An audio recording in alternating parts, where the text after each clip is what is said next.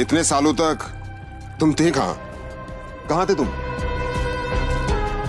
पापा के जाने के बाद मैं एक अनाथ आश्रम में पला बड़ा। कई सालों के बाद वहां से निकला, काम करने लगा ताकि पढ़ाई के लिए पैसे जोड़ सकूं। लेकिन इस दौरान आप लोगों ने मुझे ढूंढा क्यों नहीं? टाइगर, ऐसा नहीं है कि मैंने तुम्हें ढूंढने की कोशिश नहीं की। जैसे कि मैंने तुम्हें बताया कि तुम्हारे पापा के जाने के बाद माफिया वर्ल्ड में अफरा तफरी मच गई थी। हम उसे भी संभाल रहे थे और तुम्हें भी ढूंढने की कोशिश कर रहे थे, लेकिन वक्त के साथ साथ तुम्हारा चेहरा भी बदल रहा था, इसलिए तुम्हें ढूंढने में बहुत मुश्किल हो रही थी। फिलहाल अब तुम मिल गए हो। अब तुम्हें देखकर मोंटी और बाकी सब लोग बहुत खुश होंगे। मोंटी का नाम सुनते ही अभिनव को गुस्सा आ गया था। मोंटी एक गद्दार का बेटा था। अभिनव ना तो उस गद्दार के बेटे से मिलना चाहता था और ना ही बात करना चाहता था। लेकिन पापा ने तो मुझे कभी इस माफिया ग्रुप के बारे में कुछ बताया ही नहीं है। वो चाहते तो मुझे बता भी सकते थे। तब तुम बहुत छोटे थे, शायद इसीलिए संजय ने तुम्हें इन सब चीजों से दूर रखा। लेकिन मेरा यकीन मानो, मैंने तुम्हें ढूंढने की बहुत कोशिश की। अब तुम मिल गए हो तो मुरझाया हुआ द माफिया किंग फिर से जिंदा हो जाएगा। चीयर्स। अभिनव के मन में कई सारे सवाल उठ रहे थे। उसे समझ नहीं आ रहा था कि राणा का राज अकरम और बाकी लोगों को पता क्यों नहीं चला और क्यों एक गद्दार का बेटा अभिनव की गद्दी पर बैठा हुआ था। इससे पहले कि अभिनव अपने आप को कोई जवाब दे पाता, अकरम उसके पास आया और उसने अभिनव को 50 करोड़ रुपए का एक चेक थमा दिया। ये लो, इसे रख लो। जब तक तुम टाइगर की पोजीशन नहीं पा लेते तब तक तुम्हें इसकी जरूरत पड़ेगी। अभिनव ने अकरम के हाथ से चेक लिया और उसे देखने लगा। उसकी जिंदगी पलट तो गई थी, लेकिन अभी भी ऐसे कई सवाल थे जिनके जवाब उसे नहीं मिले थे। एक बात और, तुम्हारी असली पहचान के बारे में फिलहाल किसी को कुछ पता नहीं लगना चाहिए। इसलिए अभी तक जैसे जीते आए थे वैसे ही जीते रहना, समझे? अभिनव ने हाँ में सिर हिलाया और दोनों कमरे से बाहर आ गए। इधर अनन्या चिंता भरी निगाहों से उस कमरे के दरवाजे को देख रही थी जिसमें अभिनव और अकरम थे। वो ये जानने के लिए बेताब थी कि उन दोनों के बीच अंदर क्या बात हो रही थी और अभिनव को आने में इतनी देर क्यों लग रही थी। लगता है आज अभिनव उतनी ही दवा चखेगा। वैसे कितने दुख की बात है ना, शादी के बाद बेचारा ऐश करने से पहले ही मर जाएगा। ये सुन अनन्या को झटका लगा। वो जानती थी कि अकरम के लिए किसी को मारना कोई बड़ी बात नहीं थी। अकरम सर जैसे गटर के चूहों को बर्दाश्त नहीं करते हैं, साफ कर देते हैं। देखना ये भी नहीं बचेगा। इसे कहते हैं शादी करके मर गया। वो बात सच हो जाएगी। अनन्या को ये सुनकर बुरा लगा। कोई इंसान किसी दूसरे इंसान की मौत पर खुश कैसे हो सकता था? प्लीज एटलीस्ट उसके बारे में इस तरह से बात तो मत करो। तो कैसी बातें करें?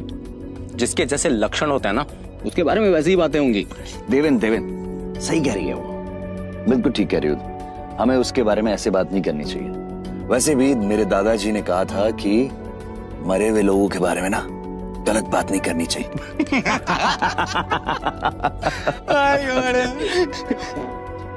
इससे पहले कि अनन्या कुछ कहती, अकरम अभिनव को लेकर बाहर आ रहा था।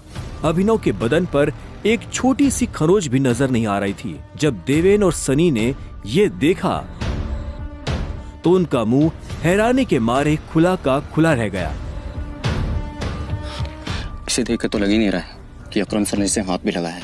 वैसे जितनी देर तक ये दोनों कमरे के अंदर थे, अब तक तो इसकी नाक टूटी हुई होनी चाहिए थी, पर ये तो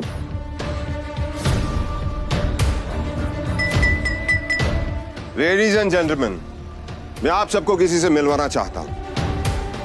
ये अभिनव, मेरे सबसे पुराने ड्राइवर का बेटा। मेरी ये बहुत अजीज है। ये अकरम ने जैसे ही अभिनव का सबसे परिचय करवाया तो देवेन और सनी खुश हो गए, लेकिन अनन्या को यह सुनकर झटका लगा। Enjoy the party please. इतने में अकरम ने कहा और अभिनव को अकेला छोड़ बाकी लोगों से मिलने के लिए निकल गया। देवेन और सनी को अभी तक समझ नहीं आ रहा था कि अकरम अभिनव को इतना भाव क्यों दे रहा था। अभिनव को इस बात से कोई लेना देना नहीं था कि सनी और देवेन उसके बारे में क्या सोच रहे थे। उसकी आंखों के सामने बस रह रहकर अपने पिता की शक्ल आ रही थी। उसे वो रात याद आ रही थी जिस रात को राणा ने संजय को गोली मारी थी। अभिनव को ये भी याद आया कि उसे खुद भी गोली लगी थी, लेकिन उसकी किस्मत अच्छी होने की वजह से वो बच गया था।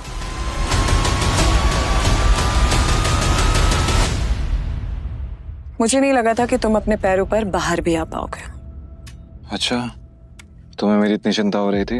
ओ प्लीज, मुझे चिंता नहीं हो रही थी, बस तुम्हें तो अपनी चिंता होनी चाहिए ना।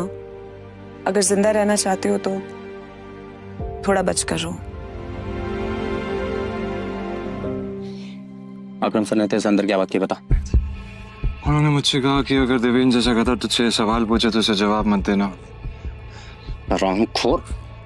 देवेन ने उसे गाली दी, लेकिन अभिनव पर उसका कोई असर नहीं हुआ। उसके दिमाग में इस वक्त पहले से ही कई जरूरी चीजें घूम रही थी। इसके बाद पूरी पार्टी के दौरान अनन्या ने अभिनव से कोई बात नहीं की। मेरा घर यहाँ से पास में है, वहीं ले लो। तुमने सोच भी कैसे लिया कि मैं तुम्हारे साथ तुम्हारे घर आ रही हूँ? तुम्हारी हालत ऐसी है तो पता नहीं तुम्हारे घर की हालत कैसी होगी। तुम मेरी पत्नी हो, मेरे साथ नहीं रहोगी तो किसके साथ रहोगी? सुनो, अपनी ये 2 कौड़ी का लॉजिक ना अपनी जेब में रखो। पहले तुम मुझे ये बताओ, तुम मेरे बिस्तर में कैसे आए? ये सवाल तो मैं भी तुमसे पूछना चाहता हूँ। अच्छी बात है, लेकिन मैं तुम्हारे साथ तुम्हारे घर रहने नहीं आ रही हूँ, मैं अपने घर जा रही हूँ, ठीक है? और अगर इन फ्यूचर मजबूरी भी रहे ना, तो मैं तुम्हारे साथ तुम्हारे घर में नहीं रहूंगी, तुम मेरे घर रहने आओगे, एक नौकर की तरह, समझे? अभिनव ने पहले उसे देखा और फिर अपनी उंगली में पहनी हुई उस अंगूठी को देखने लगा। अगर आज वो अंगूठी नहीं होती तो पता नहीं उसका क्या होता।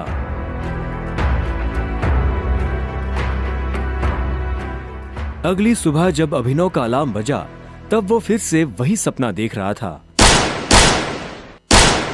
अलार्म की आवाज सुन वो झटके से उठा और अपने बिस्तर पर बैठ गया। उसने उठते ही मन ही मन सबसे पहले अकरम को धन्यवाद दिया, जिसने उसके पिता की कंपनी को इतने सालों बाद भी जिंदा रखा, लेकिन साथ ही उसे अपने पिता को खोने का मलाल भी था। इसी ख्याल के साथ अभिनव बिस्तर से उठा और अपने काम पर जाने के लिए तैयार होने लगा। अकरम के हिसाब से उसकी डिलीवरी बॉय की जॉब उससे अपनी पहचान छुपाने में काफी मदद कर सकती थी। अभिनव ने अपनी जेब में अकरम का दिया हुआ चेक डाला और घर से निकल गया। 1 घंटे बाद जब वो अपनी बाइक से ऑफिस आया और कॉरिडोर में चलने लगा, तो उसे पीछे से आवाज आई, ए डिलीवरी बॉय। यह आवाज उसके साथ काम करने वाले हरीश की थी। उसे ऑफिस में अपना काम करने की नहीं, अभिनव को चिढ़ाने की तनख्वाह मिलती थी। क्या हुआ, कुछ काम है? मुझे देर हो रही है। हाँ, अबे तुझे किसी मीटिंग में जाना है, बॉस तुझे बुला रहा है। और भाई, कल तू कहाँ चला गया था बिना बताए? अपने बाप की बारात में गया था क्या? ये सुन अभिनव की नसें गुस्से में फटने को आई थी। वो चाहता तो अभी हरीश के सारे दांत एक मुक्के में अलग कर सकता था, लेकिन उसने अपने आप को शांत किया और उसकी बात का जवाब दिए बिना अपने बॉस के कैबिन की तरफ बढ़ने लगा। Good morning sir. ऐसा क्या है गुड इस मॉर्निंग में? अभिनव के पास इस सवाल का कोई जवाब नहीं था। ऐसे में उसके बॉस ने आगे कहा, कल तुम बिना बताए चले कैसे गए? अभिनव के पास इस बात का भी कोई जवाब नहीं था। वो चाहता तो अपने बॉस को कोई बहाना बनाकर टाल सकता था, लेकिन अभिनव झूठ नहीं बोलना चाहता था। कल इतनी सारी डिलीवरी थी, तुम्हारी वजह से हमारा कितना नुकसान हुआ तुम्हें पता है? पर सर मुझे महीने में कैजुअल लीव तो मिलती है, तो शट अप! काम तो तुमसे होता नहीं है, बस बहस करने चले आते हो। ये कंपनी तुम्हारे बाप की है। ये सुनते ही अभिनव का पारा गर्म हो गया था। उसने गुस्से में अपनी मुट्ठी भींच ली और घूरते हुए अपने बॉस को देखने लगा। घूर क्या रहा है? अपना सामान बांध और निकल यहाँ से। You are fired! अभिनव को ये सुनकर झटका नहीं लगा। असल में वो जानता था कि उसके साथ ऐसा कुछ बहुत जल्दी हो सकता था। उसका बॉस और देवेन एक दूसरे को बहुत अच्छी तरह से जानते थे। कल पार्टी में अभिनव ने देवेन को जिस तरह से जवाब दिया, उन्होंने मुझसे कहा कि अगर देवेन जैसा कहता तुझसे सवाल पूछे तो उसे जवाब मत देना। उससे उसे समझ आ गया था कि आज नहीं तो कल ये होकर रहेगा। ठीक है, कोई बात नहीं, मैं चला जाता हूँ। जो मैंने पूरा महीना काम किया है उसकी सैलरी दे दीजिए। सैलरी? तेरी वजह से हमारा जो नुकसान हुआ उसकी भरपाई अगर मैं तेरी सैलरी से भी करूँ ना, तो भी तुम्हें अपनी जेब से 10,000 रुपए देने पड़ेंगे। शुक्र मना कि वो मैं तुझसे नहीं मांग रहा। इसलिए चुपचाप निकल यहाँ से। क्या बोल रहे हो सर आप? क्या मेरे एक दिन आने का आपका 25,000 का नुकसान हो गया? मैं तब तक यहाँ से नहीं जाऊंगा जब तक मुझे मेरी सैलरी नहीं मिल जाएगी। सैलरी दीजिए। सैलरी? रुक, अभी देता हूँ तुझे तेरी सैलरी। उसके बॉस ने कहा और टेबल पर रखी घंटी बजा दी। अगले ही पल कमरे का दरवाजा खुला और 4 बाउंसर अंदर घुस आए। उठाकर बाहर पटको साले को।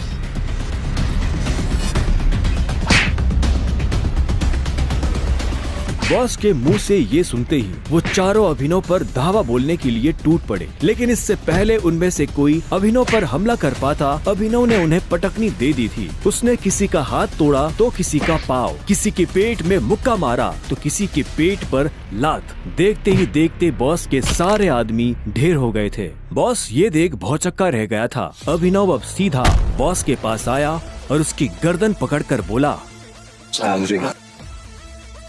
बॉस ने घबराहट में अपने ड्रॉर से कैश निकाला और कांपते हाथों से अभिनव को थमा दिया। अभिनव ने कैश देखा और बॉस की गर्दन छोड़ वहाँ से बाहर निकलने लगा। इससे पहले कि वो बाहर आता, उसने बॉस की आंखों में देखा और बोला, और एक बात याद रखना, अगर आज के बाद किसी के बाप पे गया ना तो गर्दन तेरी होगी, पंजा मेरा।